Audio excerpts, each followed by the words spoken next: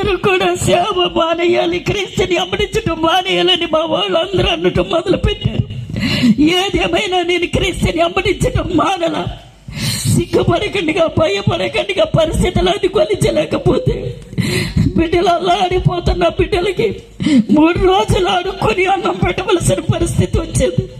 అయినా కానీ ధైర్యంగా ఆడుకొని అన్నం పెట్టాం. దేవుని స్తోత్రం, హల్లెలూయా.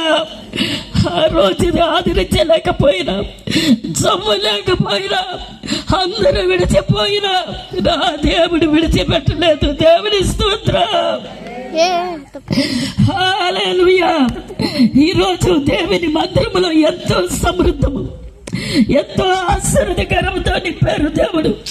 ఒకప్పుడు స్థితిగతి లేని నా జీవితాన్ని, నా భవిష్యత్తుని ఏదో 1 రూపాయి ఇస్తే, గ్లాసు బియ్యం ఇస్తే ఈ సేవ చేసి